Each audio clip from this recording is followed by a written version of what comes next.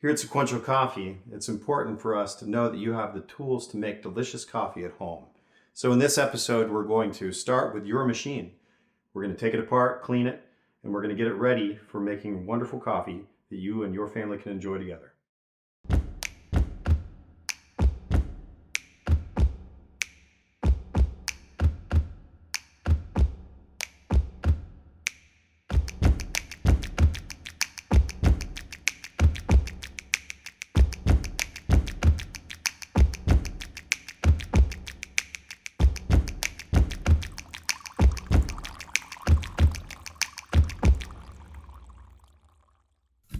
The first step to a delicious cup of coffee is a clean machine.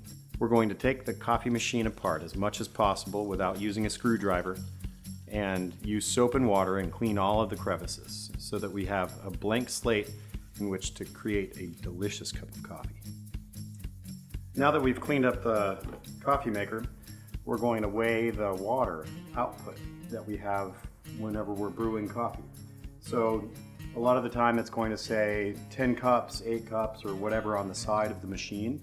But what we're going to do is we're going to fill it up to 10 cups and we're going to brew with no coffee inside so that we can check to see if it's actually 10 cups of output.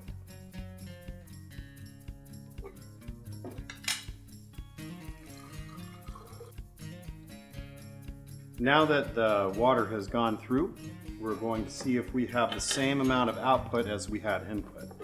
So I'm pouring the hot water into the reservoir and I'm checking to see if the level is the same as when I put the water in initially.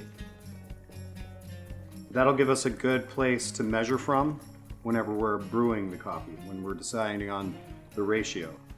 And it looks to me like we have the same level of output as we have input, which is a good thing. On the side of each machine is going to say numbers. That doesn't necessarily mean that that's the amount of cups of water that's in there. On this machine in particular, it says minimum of 2, maximum of 10. We filled it up to the maximum 10 line and found that that's not a representation of actual cups of water. What we ended up with by measuring with a measuring cup is 6.2 cups of water, and doing the ratio from there changes things. So everybody's machine is going to be a little bit different with how much water is in the reservoir. Ours is worked out to be 6.2 cups, which works out roughly to 1,400 milliliters of water. The standard pour over that you're going to find is going to have a ratio of 15 to 1, and that's 15 milliliters of water to 1 gram of coffee. So if we were to do that math for this machine, we would end up with this much coffee in the filter. Now that's not going to work out.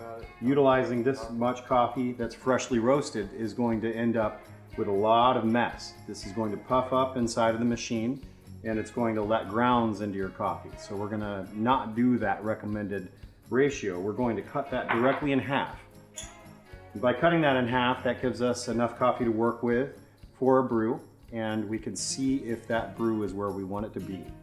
If we want to change it at all, if it's too weak, then we're going to add 10 more grams of coffee.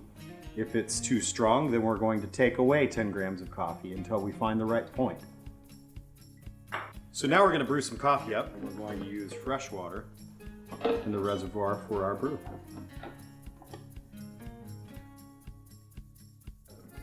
I'm going to take my very clean basket here and load it up with my filter. Today I'm using some freshly roasted Sequential Sul de Minas, Brazil.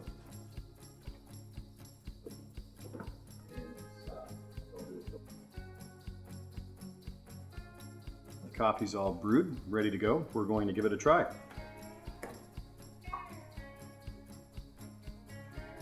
The color looks pretty right to me.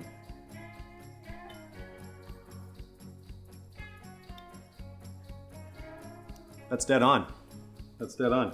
I've got some papaya note, got a little bit of butterscotch.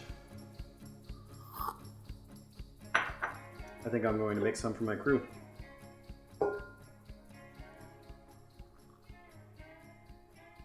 Gentlemen?